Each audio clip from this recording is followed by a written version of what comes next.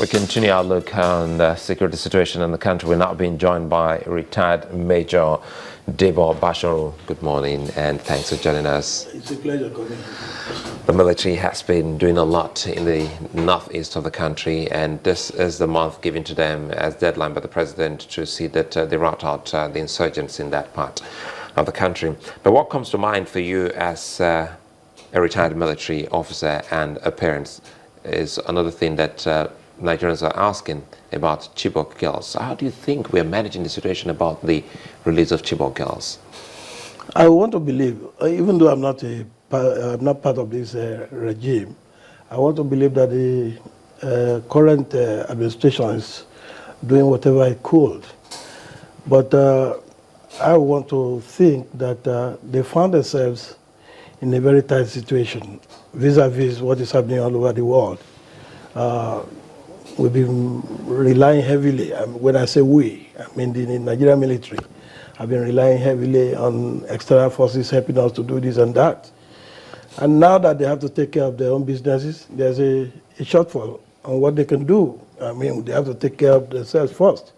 So now we are in a country, and this goes back to several administrations, not even the immediate past one. We've not been doing the best for the military to be well equipped and so on and so forth. And this is where we find ourselves.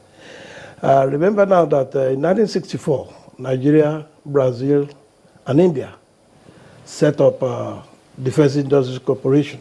And you can't believe it, even before I retired in 88, I could remember an operation. We went for a field exercise in another part of the country then. And one of our tanks during the exercise broke down.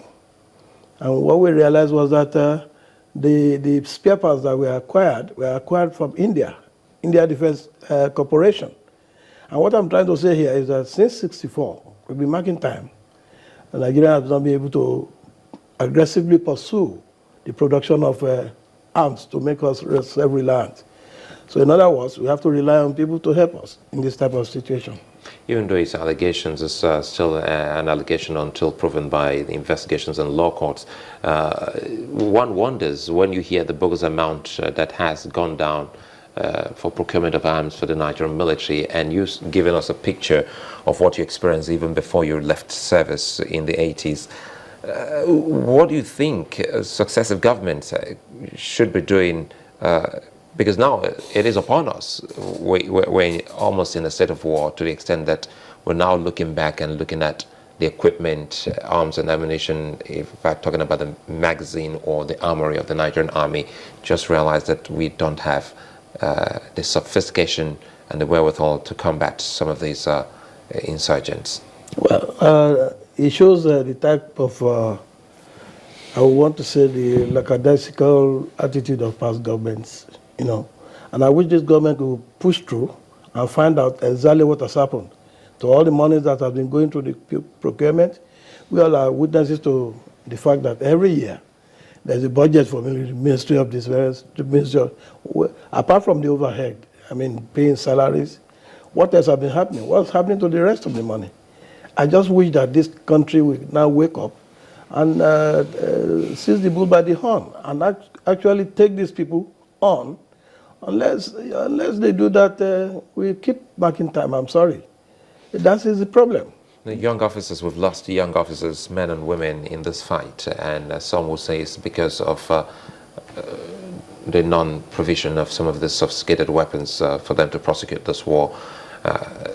You know, it's a touchy situation when we talk about people who pay the ultimate, the supreme price for their nation. Remuneration and welfare is another sore point that people have tried to discuss. Being an insider then, even outside service, now you should be able to tell us what you think about remuneration for these officers and men. Well, a case in point that I want to point out here is that a short while ago, there were a sort of demonstration on the streets of Akure some time ago about non-payment of allowances, overseas duty allowances, and so on. It's unheard of in the military. It's what the military has become. As a matter of fact, it has turned into a cesspool of corruption.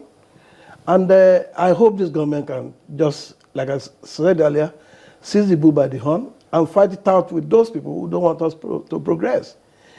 Imagine it was unheard of in the military that I joined, even before me, that soldiers would protest and that kind of thing. It's unheard of. But when you are dealing with human beings, when you push them against the wall, they fight back. These are people, you are no longer running an army of illiterates that used to be days back, years back. Some of these private soldiers that you see around, sergeants, corporals, they are graduates. So being a sergeant doesn't diminish his intelligence. Being a corporal doesn't, you know what I'm trying to say here. So now you are being an officer, maybe by, you're just fortunate to preside over this group of people. You want to take advantage of them, they will have to cry out. And this, I think, what happened. And you can see that on the long run they were exonerated.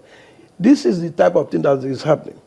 Of recent past, we heard about a very senior military officer saying, well, they've been operating without arms as well. And you are at the head of such an organization. You didn't cry out, you didn't resign.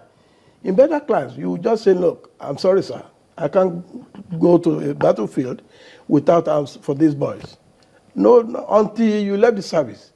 These are what one would want to call dereliction of duty, or that he failed to perform military duty. And there are so many charges that could accrue from that.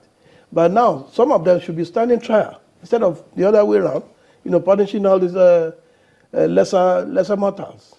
Besides the equipment you talked about, let's look at the issue of tactics. Would you say our tactics have improved? Well, to a degree, now that there's a foreign intervention, we've improved. But extra, before then, there's never been training in the army.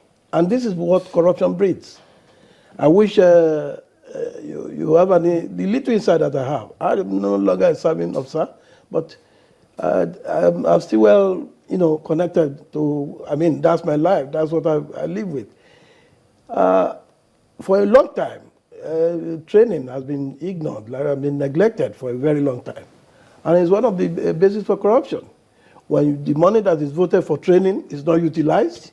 Where did things go wrong? The military is, what we, the civilians, look at is, we see the military as a close-knit family that works to improve itself from within, so that no external force can push it aside or diminish it. So it works from within to improve itself, to revive itself if it's going down and all of that. So it builds itself from. Where did things go wrong? Well, or how did things go wrong? You trace it to the leadership of the country years back. You cannot really place a finger, but gradually, you see, like what we are having now, if it's not checked, it's going to even get worse.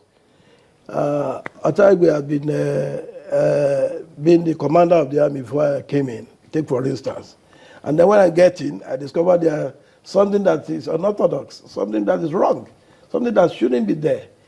But being the new commander now, I just kept mute. It's not the military we joined, some of us joined.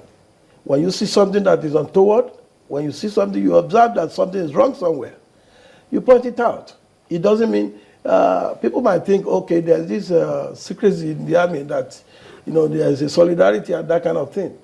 Not to the extent of you try to disrupt the discipline, the normal flow of what the military is like. Some will say that as insubordination. Oh, well, it's insubordination. It's only here. When I say here, I mean in the African context that you see all these kind of things.